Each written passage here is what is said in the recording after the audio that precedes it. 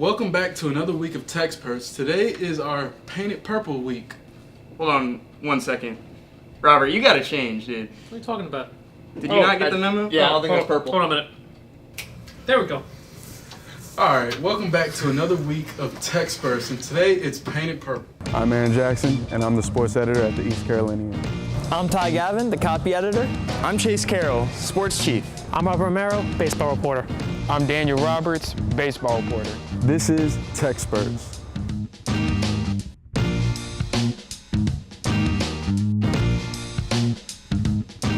Number 16, East Carolina University opened American Conference play with a 2-1 series victory over the University of Central Florida, and they will look to shock the Shockers this weekend. But first, let's talk about the series against UCF. What did y'all see from that? So my biggest takeaway from ECU is this team's for real. They came out and defeated UNC earlier in a series, defeating them. They were ranked, and we didn't really see them play any other ranked opponents this year. They played some good teams, but this was really their next big step, was seeing if they could beat UCF, which coming out with a 2-1 series win in your first American Conference series, that's big. So my biggest takeaway is that last year was a fluke, and ECU is back on top. We've been trying to tell you that for months Yeah, now, so I'm late on the bandwagon. Yeah, I'm back. But I saw that this was a very opportunistic ECU team. In Game 2, they were getting crushed the whole game. They're down 4-1. And that 8th inning, UCF makes 3 errors, and they score 9 runs on 1 earned. The game, they scored 12 runs on 1 earned. I think that you saw them take advantage when they needed to take advantage, when they could take advantage, and that ended up with the series win. Well, the biggest takeaway was the fact that the starting pitching did not have their A game in all 3 of the games, yet they still came away with the series win. And all the offense picked up the slack in that regard. The biggest takeaway, which is the biggest, huge thing going forward in the season, was Jake Agnos coming in Game 2 in a 1-run situation, and then shutting out the rest of the way, shutting out and pitching 5 strikeouts over the final 3 frames, and just really, and Godwin even said that was the best he's looked this season, last season, so that is a really good sign going forward. Was Jake waking up from his slump a big surprise to y'all? Not a big surprise to me. He did enter the season second in the rotation for a reason. He's got tons of talent, and although we had yet to seen it against really good competition, he had flashed it against some of the worst competition. And Coach Godwin has stressed really how talented Jake Agnos is, and it was only a matter of time until we really saw it. Yeah, I mean, I totally agree. I think walking only 1 person compared to 11 in 3 starts that he had is really huge for him. That'll hopefully push him back on track. Mm-hmm. How does this series do for the Pirates in the AAC right now? Should teams be afraid of the Pirates? Well, I'd say yes, they should, because there are other teams like Houston and Wichita State, for example, who have more strengths, and I think Houston has a little bit better starting pitching. Wichita State has more of a power to their swing, but ECU has very little weaknesses compared to others. Houston, their batting is a little bit iffy. Wichita State, they don't get a lot of hits. They get a lot of home runs, but they don't really hit to get on base.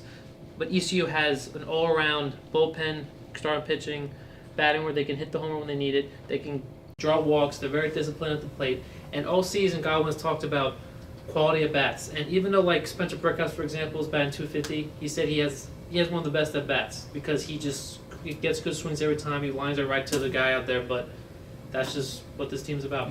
Talking about big hits, what has been so special about ECU's hitting in these big innings? I think Robert just touched on it about the quality of their at-bats, that they see a lot of pitches, they make really good contact. And if you look at Jake Washer and Connor Litton, they're the ECU third baseman and catcher, which are notorious power spots in the lineup. They usually bat between 2 and 5. They've combined for 29 walks, which is just ridiculous. It talks to how well and how deep they go into their at-bats. Does ECU deserve to be top 10 in the country right now? I feel 16 is a good spot for them. They did defeat UNC and UCF in series, which is big, so they deserve to be ranked for sure. But they also did come away with a couple poor losses early on in the season. If they do come out with a series win against Wichita State, however, I do feel like that should propel them into the top 10. Yeah, that'd be a big jump, but top 10 teams don't lose to Pepperdine. Right. This weekend, the Pirates host number 18 Wichita State. What will they have to prepare for when the Shockers come into town?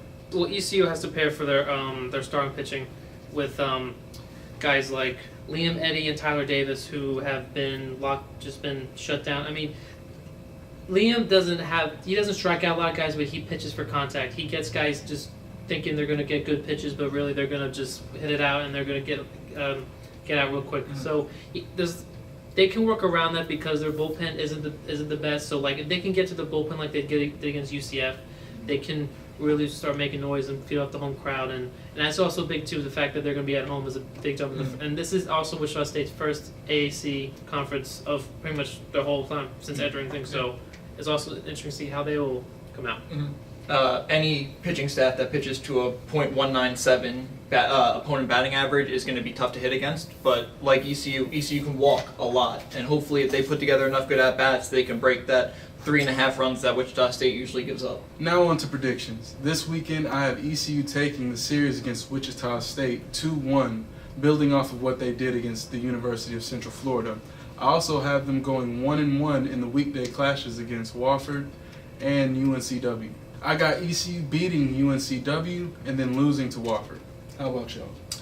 So I made the mistake of choosing ECU to lose in both series against UNC and UCF, and I'm not making that mistake for a third straight time. So I am choosing them to defeat Wichita State 2-1 in the series, as well as I feel like they're going to take care of UNCW and Wofford in their midweek games. So I feel like they'll go 4-1 this week.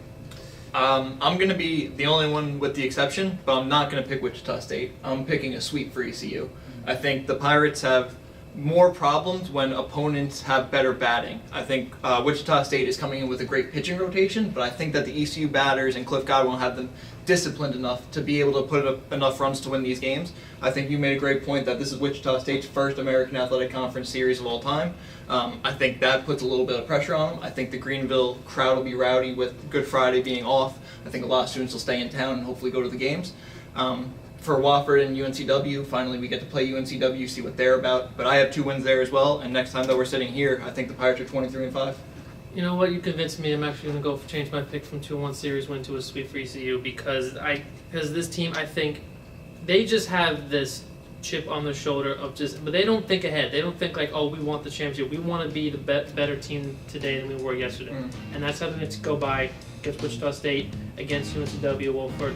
They're going to have the same mentality all the way. And the weekday is not going to be much different. I mean, UNCW is good, but I mean, ECU is just going to do a thing. And this upcoming few weeks, when they go to Seattle, the next play Washington, and then they host UCF, this is the start of the season where they can really prove to the whole NCAA how good they are. Crack that top 10. Yeah. Thank you for watching this purple edition of TECsperts. Tune in next week.